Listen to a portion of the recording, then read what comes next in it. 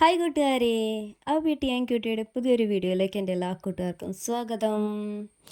അപ്പോൾ പനിയൊക്കെ ആയതുകൊണ്ട് തന്നെ നമുക്കിടെ ഈ ആഴ്ചത്തെ വീഡിയോ എന്ന് പറയുന്നത് കുറച്ച് ലേറ്റായി പോയി കേട്ടോ. അപ്പോൾ ഈ പനിയൊക്കെ പിടിച്ചത് കൊണ്ട് തന്നെ നമുക്കിടെ കോഴിക്കോടിൽ പിന്നെയും നഷ്ടക്കച്ചവടങ്ങൾ തന്നെയാണ് ഉണ്ടായിട്ടുള്ളത്.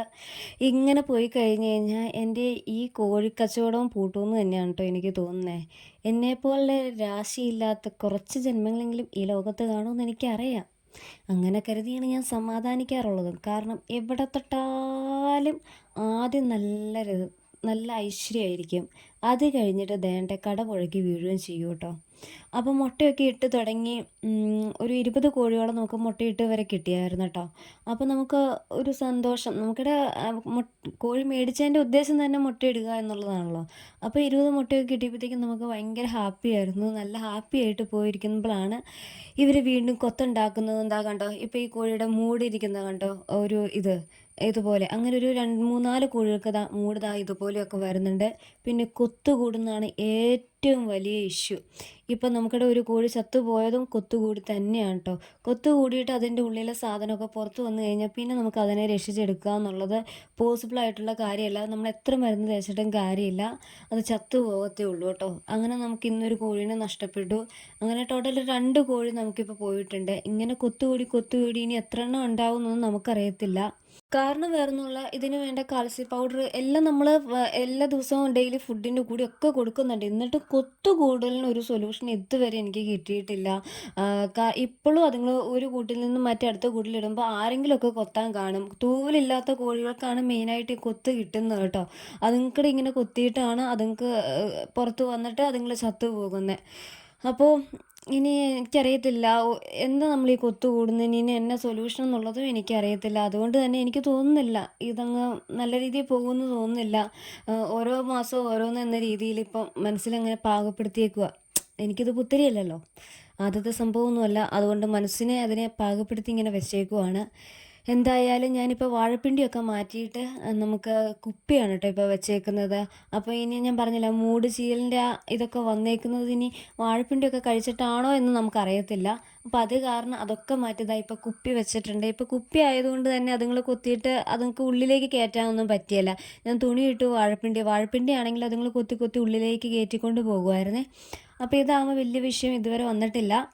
ഇപ്പോഴും 2-3 എണ്ണത്തിനും മൂടിലിങ്ങനെ കാഷ്ടിങ്ങനെ ഒട്ടിപ്പിടിച്ചിരിക്കുന്ന ആ ഒരു ഇതുണ്ട്. അതിനി അസുഖമാണോ ഇനി അതുങ്ങൾക്കും എന്തെങ്കിലും വിഷയമാണോ എന്നൊന്നും നമുക്കറിയത്തില്ല കേട്ടോ. ഇപ്പോൾ എല്ലാം വരുന്നിടത്ത് വെച്ച് കാണാമെന്ന രീതിയിലായി. കാരണം നമ്മളെക്കൊണ്ട് ചെയ്യാൻ പറ്റുന്ന രീതിയിൽ. ഒന്നാമത് എനിക്ക് മേലാതെ വന്നു. അതിൻ്റെ ഒരു പ്രോപ്പർ നന്നായിട്ട് കെയർ ചെയ്യാൻ പറ്റിയില്ല. അതിനെ കൂട്ടിലേക്ക് സത്യം പറഞ്ഞു കഴിഞ്ഞാൽ അതിനെ മാറ്റിയിട്ടിരുന്നെങ്കിൽ ഒരു പക്ഷേങ്കിൽ ആ ഒരു കോഴി ചാവില്ലായിരുന്നു എന്ന് എനിക്ക് തോന്നുന്നു. കാരണം ഇന്നലെ തീറ്റ കൊടുത്തിട്ട് അതിനെ മാറ്റിയിടണം എന്നാണ് ഞാൻ ഓർത്തിരുന്നത്. പിന്നെ ആ കാര്യം ഇങ്ങോട്ട് വിട്ടുപോയപ്പോൾ ഇന്ന് നേരം വെളുത്തപ്പോഴത്തേക്ക് അത് ചത്ത് കിടക്കുമായിരുന്നു. അപ്പോൾ അതിന് ബാക്കിയെല്ലാം കൊത്തിയതാണോ അതെയോ അതിൻ്റെ ആരോഗ്യം ക്ഷയിച്ചു പോയതുകൊണ്ടാണോ, എന്താ റീസൺ എന്നറിയാൻ പാടില്ല. അങ്ങനെ കുത്തി കിട്ടിയ കോഴി പുറത്ത് വന്നത് രക്ഷപ്പെടുക എന്നുള്ളത് വളരെ പാടുമാണ്. ഇതിനൊരു സൊല്യൂഷനും എനിക്ക് ഇതുവരെയും കിട്ടിയിട്ടില്ല.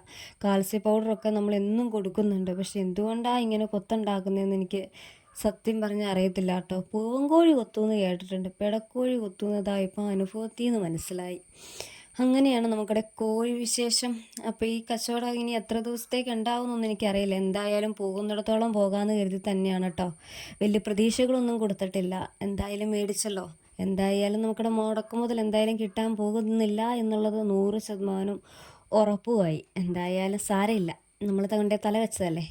പിന്നെ മുയലിനാണെങ്കിൽ ഒരു ചെറിയ കൂട് നമ്മൾ വാങ്ങി കേട്ടോ. കാരണം ഇപ്പം തന്നെ 3 കുഞ്ഞുങ്ങളുണ്ടല്ലോ. അപ്പോൾ 3 കുഞ്ഞുങ്ങളും അച്ഛൻ്റെ കൂടെയാണ് കിടന്നുകൊണ്ടിരുന്നത്. അപ്പോൾ ഇതുങ്ങൾ കുഞ്ഞുങ്ങളായതുകൊണ്ട് തന്നെ അച്ഛൻ കയറി ആക്രമിച്ചാലോ എന്ന് കരുതിയിട്ട് ഇതുങ്ങൾ തീരെ പൊടിയാണേ. അപ്പോൾ അത് കാരണം ഇതിനെ ഞാൻ മാറ്റിയിട്ടിട്ടുണ്ട്. ബാക്കി 2ഉം ഒരെണ്ണം ഇനി ഒരു പെണ്ണും ഒരാണും കൂടിയാണ് വേറെ ഉള്ളത് കേട്ടോ. അപ്പോൾ ഇതിനിങ്ങനെ ഒരു ട്രേ ഒക്കെ ഉണ്ട്. അപ്പോൾ അതിലേക്ക് കാഷ്ടമൊക്കെ വീണോളൂ. അപ്പോൾ നമുക്കത് മാറ്റി ക്ലീൻ ചെയ്ത് കൊടുത്താൽ മതി കേട്ടോ. ചെറിയ കൂടാണ്, ജസ്റ്റ് ഒരു മുയലിനൊക്കെ ആട്ടോ ഇത് താമസിക്കാനായിട്ട് പറ്റത്തുള്ളൂ. കുഞ്ഞു മുയലാണെങ്കിൽ കുഴപ്പമില്ല കേട്ടോ. പിന്നെ ബാക്കി 3 പേരും ഇവിടെ ഇങ്ങനെ ഭക്ഷണമൊക്കെ കഴിച്ചിട്ട്, രാവിലത്തെ ഭക്ഷണമൊക്കെ കഴിച്ചിട്ട് ഇവർ 3 പേരും ഇങ്ങനെ ഇരിപ്പുണ്ട്. പിന്നെ നമുക്കിടെ അമ്മ മുയൽ അപ്പുറത്തും ഭക്ഷണമൊക്കെ കഴിപ്പൊക്കെ കഴിഞ്ഞിട്ട് എല്ലാവരും റെസ്റ്റ് എടുക്കുവാണ് കേട്ടോ. പിന്നെ മെയിനായിട്ടുള്ള നമ്മുടെ കുഞ്ഞുമക്കളാണ്. നമ്മുടെ കുഞ്ഞുമക്കൾ 3 പേരും കണ്ണൊക്കെ തുറന്ന് ഹാപ്പി ആയിട്ടുണ്ട്. അപ്പം മുയലിൻ്റെ കണ്ണ് തുറക്കാനായിട്ട് 10 ദിവസം എടുക്കും കേട്ടോ. അപ്പോൾ നമുക്കിവിടെ ഏകദേശം 10 ദിവസം ആകാറായിട്ടുണ്ട്. നമ്മുടെ കുഞ്ഞുമക്കളുടെ എല്ലാവരുടെയും കണ്ണൊക്കെ തുറന്ന് അവർ നല്ല ഹാപ്പി ആയിട്ടിരിക്കുന്നത്. സത്യത്തിൽ ഞാൻ ഒരു തുണിക്കകത്താണ് കേട്ടോ ഇവരെ ഇട്ടായിരുന്നത്. അപ്പോൾ ഇന്ന് നേരം വെളുത്തപ്പോഴത്തേക്ക് ആ തുണി ആകെ മുള്ളിയിട്ട് ഒന്നാമത് മഴക്കാലമല്ലേ, അപ്പോൾ അത് കാരണം ആകെ തണുത്തിരിക്കുമായിരുന്നു. അപ്പോൾ ഞാൻ തുണി മാറ്റിക്കളഞ്ഞ് വേറെ തുണി ഇട്ട് കൊടുക്കണം. അപ്പോൾ ഇത്രയും ദിവസം ഇതുങ്ങൾ തുണിക്ക് ഉള്ളിലാണ് കേട്ടോ, മാറ്റി മാറ്റി കൊടുക്കണം കേട്ടോ, മൂത്രമൊക്കെ വീഴുന്നതല്ലേ. തണുപ്പ് കാലം ആയതുകൊണ്ട് ഇടയ്ക്കിടയ്ക്ക് മാറ്റി മാറ്റിയാണ് ഇട്ടുകൊണ്ടിരുന്നത്. അപ്പോൾ ഇവർ വലിയ കുഴപ്പമൊന്നുമില്ലാതെ ഹാപ്പി ആയിട്ട് ഇരിപ്പുണ്ട്.